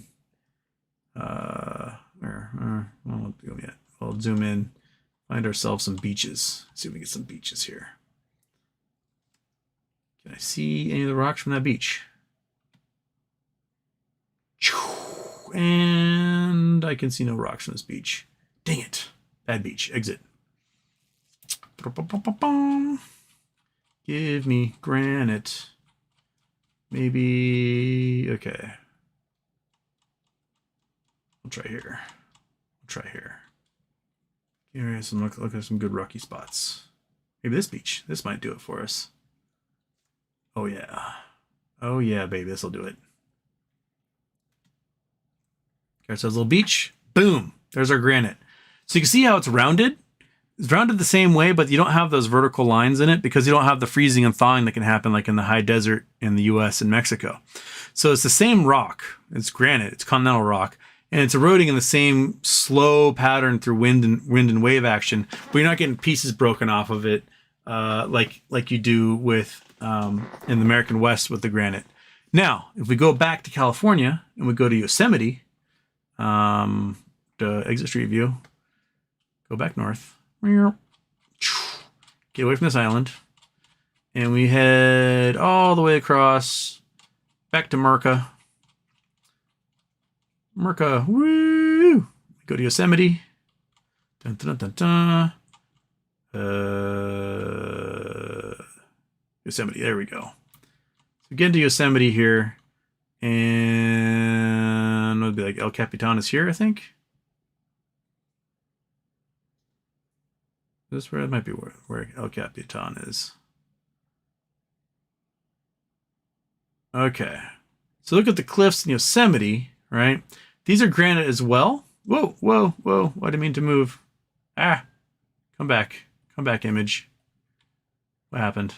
I lost my, there we go. Oh. Exit. I don't know what's happening here. I just want to see the rocks, man. I just want to see the rocks. Okay. Boom. Just let me drop there. Let me see my rocks. All right. I just won't zoom in. So this is the same type of rock. But here what happens is the side that faces the sun gets really, really warm. And the rock on the inside is quite cold. And so the side that's on the sun, it like starts to pop outwards and make a space, and then it breaks off in a sheet. Because the temperature difference, one's expanding more than the other, so it's accelerating away from it and just crack, falls off in these crazy sheets. So I don't know if you read a few years ago that like a huge chunk of Yosemite broke off and like crushed some people down below. That's because that whole face. Let's do El Capitan. El Capitan, California.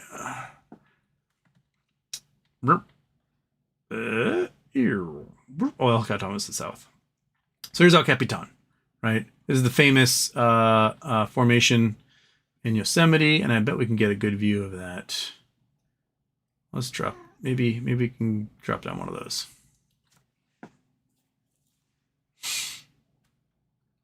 Oh, okay, so here you do get freezing and thawing, so you have some striation lines in it, but most of it breaks off in the sheeting. You can see this guy right here, this little fracture line right there. That is literally something that baked in the sunshine, warmed up a whole bunch, and it expanded, because warm things expand as more energy gets into the molecules, and expands outwards and kind of bows out from the rest of the rock. So if I am the rest of the rock, this thing bows out, cracks, and then just falls in a huge sheet. And this happens every once in a while. And if you're at the base of this thing, when that thing cracks off, like, I would not go out there on a bright, hot, sunny day in August at the base of this thing and stare upwards, because one of those things can break off and you get 13,000 tons of rock that will squish you to a pancake, which happened a few years ago. And this is what the face at if you go to Squamish, the big rock in Squamish, big batholith there will do. So those are the three main ways you will see granite erode. There are some cool videos people have taken on slightly less steep surfaces of granite that's been in the sunshine, popping and cracking and sheeting off. Like, they've been on the surface of that thing while it was doing it. Wasn't as scary steep as El Capitan is. So yeah, there you go. Freaky, man. It's all freaky. Okay.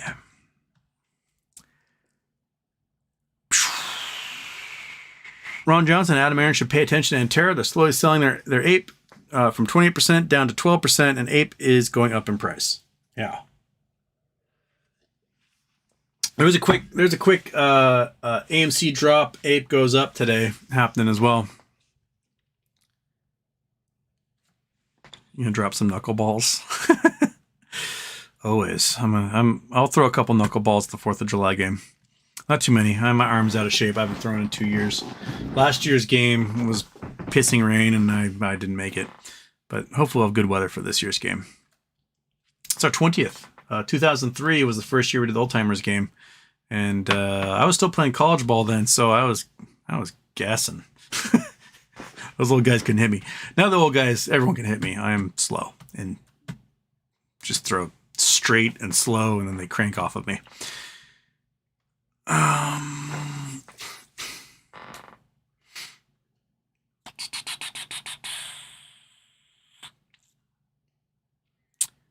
Guitar stuff. Okay, the first coordinate center is supposed to be Haystack Rock.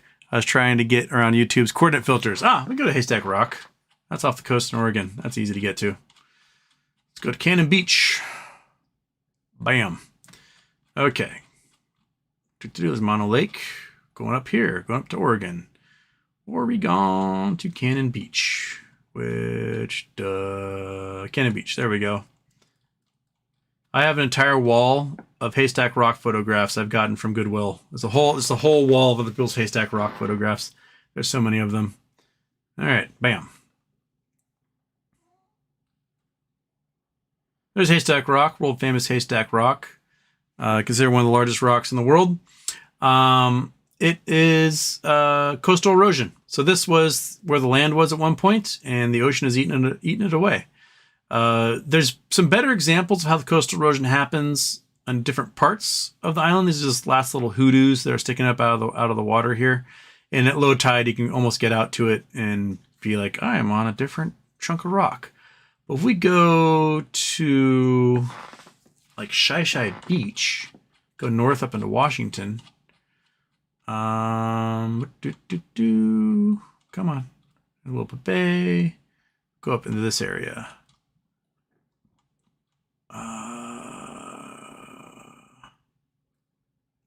Yeah. So you can see where rocks are getting eaten away and where like the tide will focus. And so you got point of arches here. So let's do some arches. Let's see some arches. Let's take pictures of arches. Oh, we can't quite see them from here. This would be a collapsed arch here. Maybe if I zoom out and I go a little bit further out, we'll see the arches. Can I get on this beach further out? There we go. Maybe that one will do it.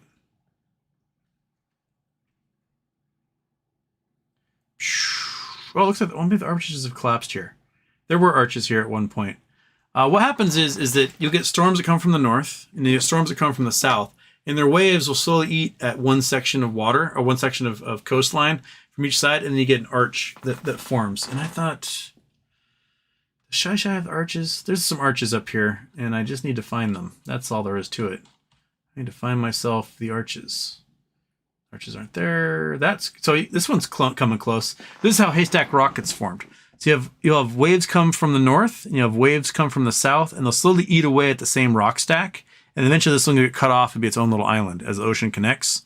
So pretty much all these islands along here do the same thing. Same thing's happening here. Waves eat there, waves eat here. And you'll get ocean arches. They'll happen. So they'll carve a hole into it, and you'll have this natural bridge that will form. Maybe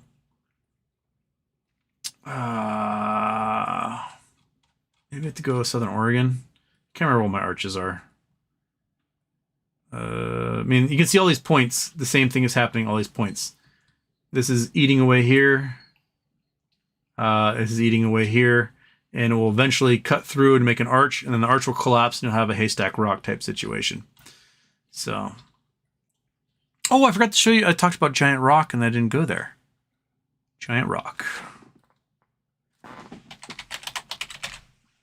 Giant Rock, California. One of my favorite spots in the entire world. I filmed there in 2017 with some family members who are involved in film, and the audio was garbage. It didn't work out. We totally screwed up.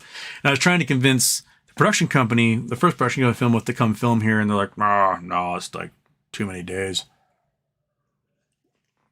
But Giant Rock is the largest freestanding boulder in the world. Here's Giant Rock. It is a big giant rock. And in 2003, this piece cleaved off of it. So let's do some pictures of Giant Rock. Bam.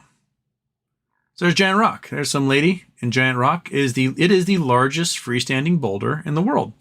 And one of the other largest freestanding boulders cleaved off of it in 2003. Now, what's interesting is this was a very sacred rock to the Mojave people, indigenous people in America. They thought it was like a conduit for outer space and the gods and everything. And then weirdos also believed that aliens were landing here, and a whole cult formed in the 1940s. This platform here was a gathering spot for these cultists that believed that, you know, they're contacted by aliens and that the aliens were going to take them away. And they had built a little structure here under the rock itself. I wonder if we can get to this side of it. Is there pictures from the other side? Oh, there is. Okay. So over here, see if we can get a good picture. Come on, turn. All right. So this is the other side of Giant Rock. Under Giant Rock, right about in here, there was a German miner who in the early part of the 20th century dug out an apartment, like a 1,000 square foot apartment under Giant Rock. So he's a prospector. He prospected all the place. He dug this huge dugout, made an apartment down there, and was living. He was living down there and prospecting for gold and other minerals, and just having a great time. Nice and cool in the summer when the blazing hot sun came down. And then World War II happened. And there was a proving ground nearby where General Patton was doing exercises with all these soldiers so they could do the invasion of North Africa. And the authorities were terrified that this man was actually living next to the proving ground to spy on them. And so the sheriffs raided, and they accidentally triggered his dynamite he used for making mines, and it blew up and entombed him inside and collapsed his home on top of him. So there's a dead German guy and a whole bunch of blown up dynamite underneath Giant Rock. But anyways, Giant Rock is boulders that form the same way those other rocks that Stephanie pointed us to, except these ones are cleaving off more because they had the striations in them from that freezing and thawing period, but now they're just crumbling because they're older and breaking down and falling. So yeah, there's the largest freestanding boulder in the world. It is a cool spot. It's a really neat place to be. This kind of feels special. And then you get basically the top of this hill, and all of a sudden you are in 29 Palms tank proving grounds, and so they'll come get your ass if you go to the other side of that hill.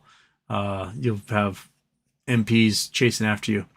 The guy who made the Colt, I can't remember his name, who made the Colt that was telling everyone that space aliens are visiting here all the time, and he was in contact with them. He built this crazy building a little bit to the south in Lander called the Integratron. This thing here. And let's see. Let's go into the Integratron. The Integratron was said to be a spaceship itself. That's plywood. It's not a spaceship. But this guy, it's just like a dome building. And he was telling everyone, hey, we're going to leave space. Aliens are going to come here. We're going to take our little spaceship up. And I guess people in the 1940s believed that this top of a silo looked enough like a spaceship. But you can go to the Integratron today. There's a group of hippies that do sound baths and like massage and spa at the Integratron. So you have to get an appointment, but you get an appointment and some guy will like beat on a drum and bash some gongs and stuff, and then you'll pretend like the sound of the noise that these hippy dippy weirdos are making is somehow like curing diseases and making you feel better. They will gladly let you do that there. What they won't let you do is try to ask them questions and film. Hey man, I want to talk about the weird hippies that built this place. Get out of here. They're business hippies. They don't want Houston's talking about the weirdness that is the Integratron and the cult that was formed out of it. So there you go. There's some geology for you happening all over the place. Okay.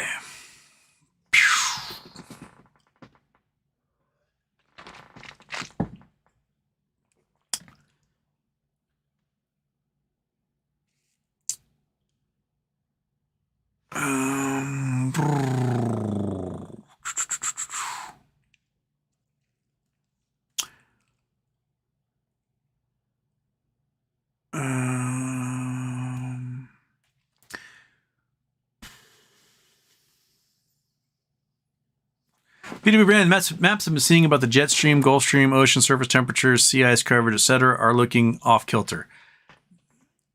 The North Atlantic has broken sea surface temperature records by like 20% over the previous record. The amount of heat storage that's in the North Atlantic right now is insane. And the initial predictions that this was going to be a fairly light hurricane season, I think, severely missing the mark. How much energy is in the North Atlantic right now? The 28-degree thermocline has extended way up the coast. Pretty much any storm system that forms in the Eastern Atlantic will result in tropical depressions, tropical storms, and hurricanes. It does not look good at all for the Caribbean, Gulf of Mexico, southeastern United States. I think there's going to be a lot of storms this season. It's starting earlier, and it's hotter than ever. And more energy you have in the ocean, the more you're going to have big storm systems. So it's a great time for Florida to have homeowners insurance be absolutely unaffordable. All those folks who moved to Florida are about to find out what hurricane season is all about. And it looks like we had a tropical depression form just the other day, Storm 3, and it looks pretty bad. National Hurricane Center.noaa.gov. Yeah, it's already turned into a tropical storm. So Storm 3 turned tropical storm in one day. Turn off Google Earth. Turn off. There we go. So it became Tropical Storm Brett, and does not look good. It's going to be a storm. This one is going to pass over. Come on, give me the hurricane cone. This guy here. Yeah. So what's going to happen is this is going to turn into a tropical storm, or as a tropical storm. It's going to cut across like the Antilles here, get its way into the inner Caribbean, where this water is freakishly hot, and this is where these storms like power up and turn into big hurricanes. Now, two options happen once it hits here. It goes it bends up north and gets into the Gulf of Mexico, where it gets even more powerful, or it cuts across Honduras, Nicaragua, and drops like 60 inches of rain, and then you'll hear about like landslides and deaths and flooding and stuff. But so by Saturday, we'll still be tropical storm. My guess is we'll have hurricane status by the time it gets into the inner Caribbean here. But But then another storm immediately formed, another depression out here. So this is a disturbance, 90% of chance of cyclone formation in the next 40 hours. So we'll have 2 tropical storms going in the next 2 days. And this feeder off of Cape Verde Islands just makes these storms, and they just jet towards North America, and just gain so much power. And this water is so warm right now. 20-degree thermocline basically goes from the Carolinas across. So anything that evaporates in here has a chance of turning into a cyclone at this point. And this is way early for these cyclones to be forming. We usually don't see them happen until late July, going into August, September. And we have systems that can form hurricanes here in June. We already had that super typhoon hit Guam 2 months ahead of typhoon season. It's going to be a rough one. It's going to be a real rough one. I think a lot of these tropical islands in the Caribbean are just going to get slammed this year.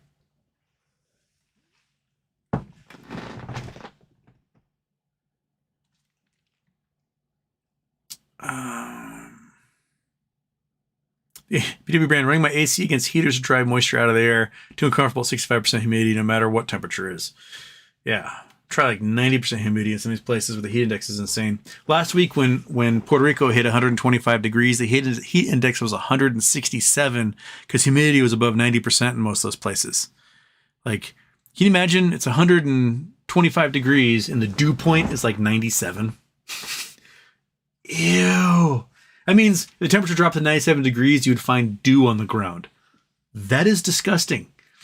It's like standing inside someone's mouth. Like standing inside, not just it's like someone's mouth inside of an oven. Blah. Gross. Just brutal. That type of heat is just, it's impossible to cool down without air conditioning. You will die from heat exhaustion. They call it wet bulb heat. And the number of areas facing wet bulb heat are increasing every year. It's getting so bad. Chopper 68, Houston, why is it rain? It rains because the sun comes out. The air gets warm. Warm air rises. As it rises, it cools and condenses, forms clouds, and those clouds make it rain. That's why it rains.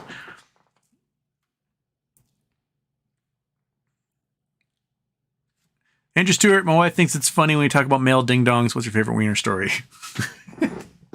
I told you guys about the biggest dick I ever saw in my entire life at Kahana, the naked hippie beach on the Big Island. I mean, seriously, that thing was I can imagine that guy would bruise his ankles if he ran. Just insanely. Like, the guy was leaning on his side. I can't even do this because you guys can't even see. He's like leaning on his side and his leg is up, right? And the schlong goes out and around over his butt and is like snuffleupagus in the sand. Which, like, just imagine how much distance you need to like go around your hip, go past your ass crack, and just be like resting in the sand as if it's an ostrich burrowing its head. Just huge, just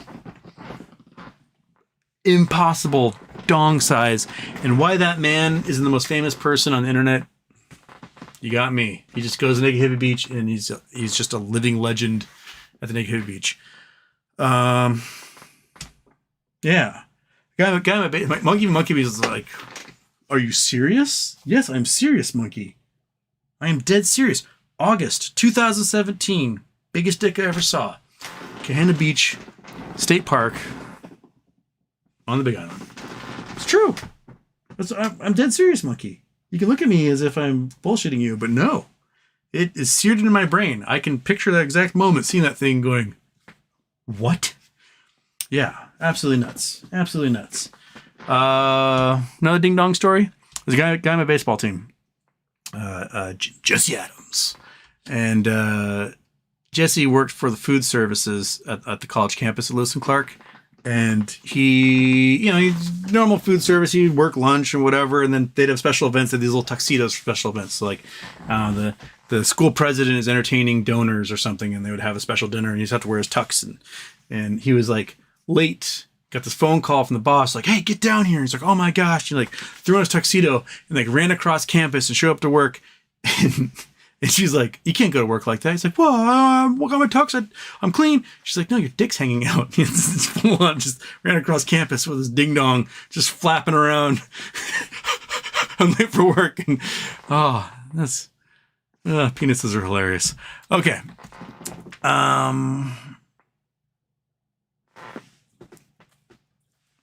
BW brand, a pinhole leak, and that's underwater sub would create a stream that would cut through everything in its way. Exactly. 45,000 pounds per square inch would just laser beam through anything. Absolutely nuts. Wait, I think I missed did I miss a super chat like 10 years ago? Oh my gosh, I did. Meow meow, a friend of mine was homeless, but it wasn't because he was crazy. It was because of the Illuminati and the werewolves were after him. Yeah. See, guys? I wasn't paranoid. I was justified. Yeah.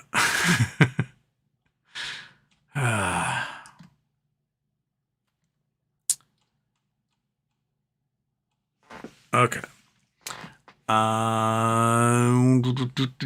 Hey, I'm only 46 minutes behind.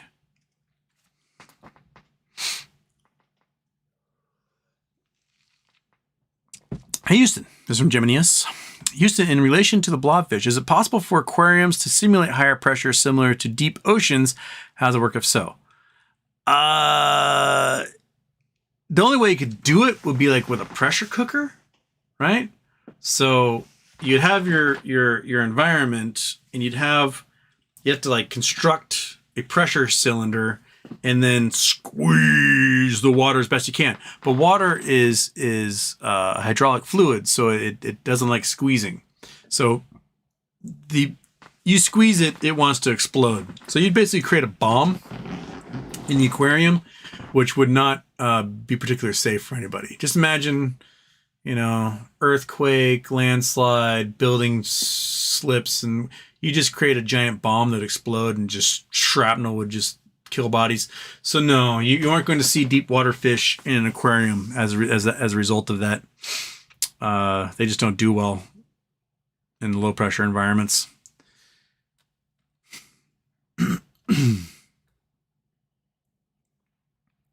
Video brand Daphne was obviously making sure you had something to wear if you suddenly developed a strong need to eat extra foods in the future. Yeah, if I just went to a straight pizza roll diet, Hot Pocket diet, this would be my shirt. I just fill this out nicely. I mean, look at this thing.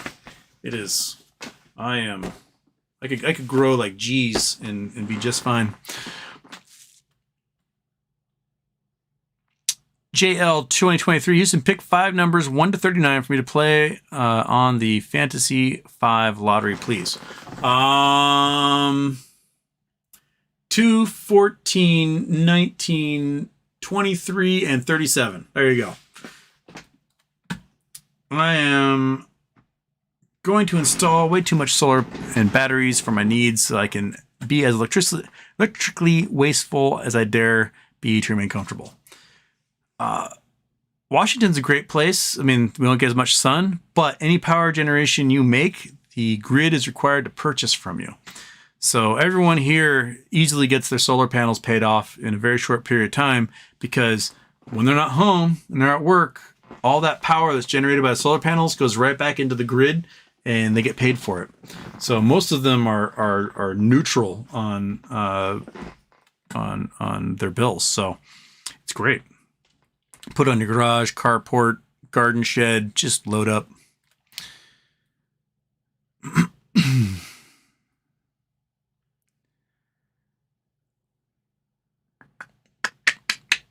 Dog Mom, thanks for doing the show. Thank you for showing up, Dog Mom.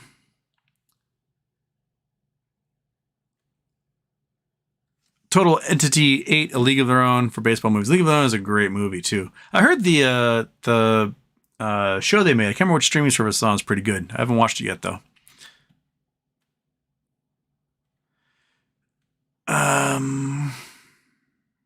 Pippi Longstock, tell me more on the BBYQ debt, RC and ICANN. I mean, there's not much to tell. They control the collateralized debt, which means they have the voting power to vote up or down any buyout offers. They can also make their own offer via forgiving the debt for the company and retain a lot of control of assets as a result. So that's it. That's the entire story.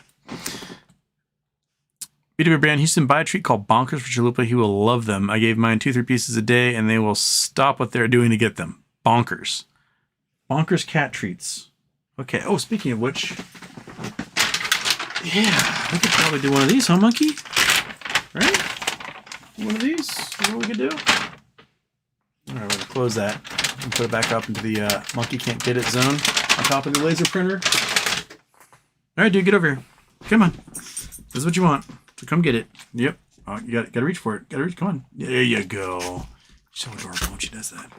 And then into the Jaws cam. Da-dunt. Da-dunt. Dun-dun-dun-dun-dun-dun-dun. Good dog, you little sharky, you. Good dog. Good dog. Look at you. Yeah, you're so happy. That's it. That's all you got. But you're happy dog now. Your tail's wagging. She's up for it. She's awesome.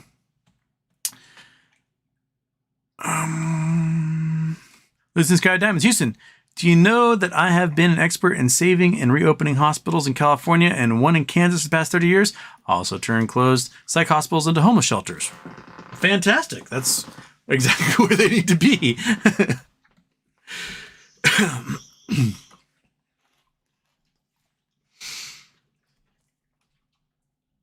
Steam Benji, Jesus fucking Christ, take a geology class. I am a geologist. What's your deal, dude? I've got degrees in geography, geology, astrophysics, and space studies. I'm going to talk about things because I know exactly how that stuff forms. So you're going to say, take a geology class. I teach geology classes. Oh my gosh. What? Thanks for just showing up and being a dumbass, you piece of crap. Just sitting there being a dick the entire chat. I guarantee you, when it comes to rocks, I know more about this than you ever possibly could dream of. There, Stream Benji, whatever your name is. This is my expertise. This is what I do.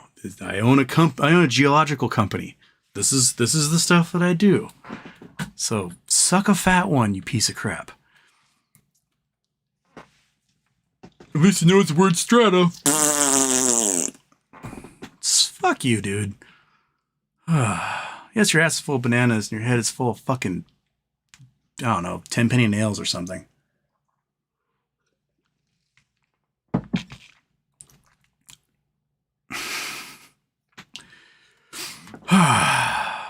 Okay.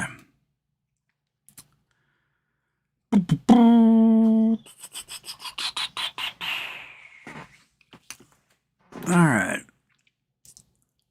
Money Long, AMC, how does someone with 879 shares can negotiate for $100 million? Basically, the person with 879 shares was suing a company that had done something that violated their corporate charter and was right. And to get them to not continue to sue, you have to give them a pile of money to make them shut up.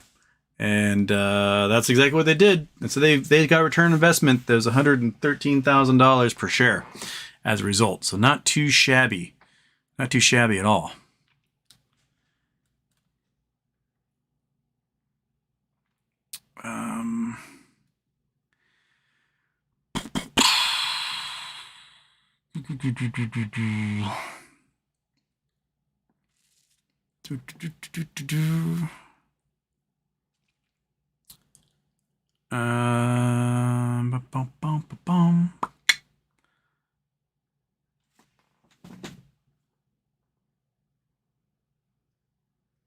All right, Benji, or Stream Benji, whatever your name is, get the fuck out of here. Just bye-bye. You're gone. Okay. Jesus Christ, that guy spammed the board. Holy crap. All right, that dude's gone. Just fuck you, man. Just go to hell. Okay. All right, they just shortened the chat. Like, chat just shortened a lot. That dude was just spamming. Holy cow. Okay. I just got just going past message deleted, message deleted, message deleted, message deleted. I gotta get through all of those. Okay. I not your friend. Just got done reading the chat. I'll never get that time back. My brain is broken trying to follow Money Long Stream Benji. Well, Stream Benji's gone now, so he can just. I'm sure he'll make another account and show up and just spam the board again. Okay. All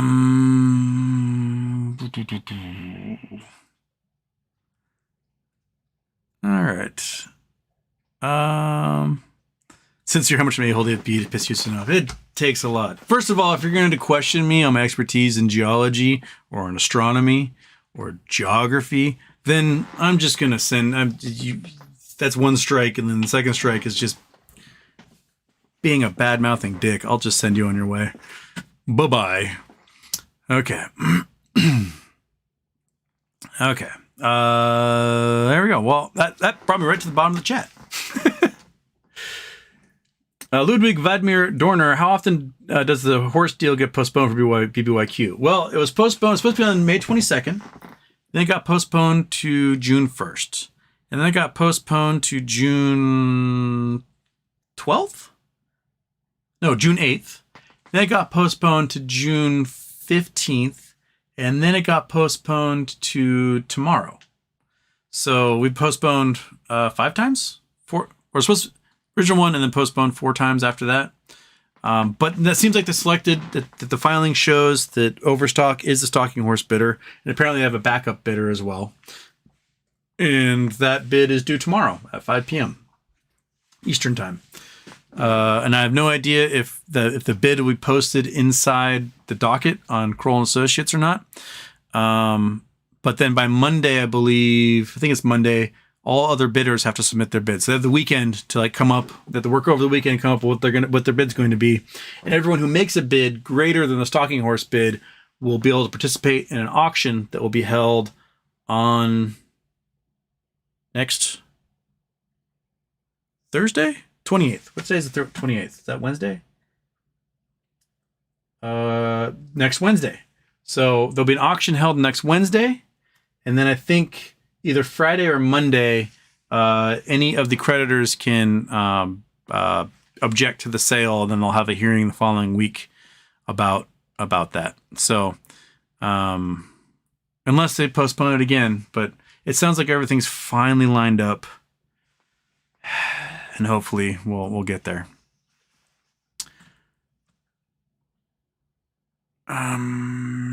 Sincere, one last question. If Cohen gets control of Baby and merges with GameStop to create G-America, will that create a new QSIP and force shorts to close? I mean, possibly. If they rename the company, it might create a new QSIP number. Or merger of maybe they'll make Baby stock. And then they'll merge them, and that would create a new QSIP number. Yeah.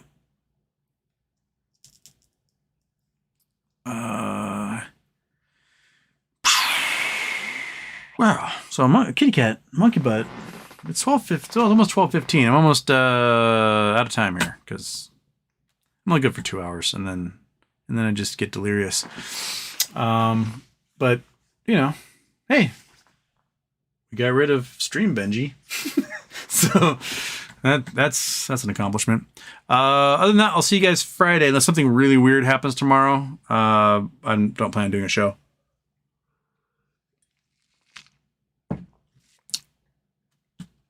BW Brand, without a strong, dependable jet stream over the continental U.S., hurricanes could come in and not want to leave. This is true. So storm systems that form not in the jet stream linger for a long time. It's the reason why it takes so long for hurricanes to get across the ocean is because they're traveling, 10 to 15 miles an hour, and they're just slowly making their way across. Whereas storms in jet stream, the summertime storms in jet stream are moving 120, 130 miles an hour. In the wintertime, those storms can be moving 250 miles an hour. They just fly through these regions, through this strong shear of the upper troposphere. And when you get a doldrum storm, like what happened in Fort Lauderdale earlier this year, where they were getting 24 inches of rain in 24 hours because the storm system couldn't leave. There was no jet stream to blow it away. So it just sat there. And so you can get these storms to linger and meander in what will be a heat dome. And there's no jet stream to get rid of them. they are just going to cook and cook and cook. And man, I think this hurricane season is going to be gnarly. I think we'll probably see a lot more folks from Virgin Islands and Puerto Rico flee to the mainland, and infrastructure collapse down there. I have a friend who's she and her husband sold their tech company this year for way too much money, and they have residency in Puerto Rico to, for tax reasons. You make a lot and make serious amounts of money. You can avoid paying lots of taxes on it if you live in Puerto Rico. And they have to go to Puerto Rico and get their residency days in, X number of days a year.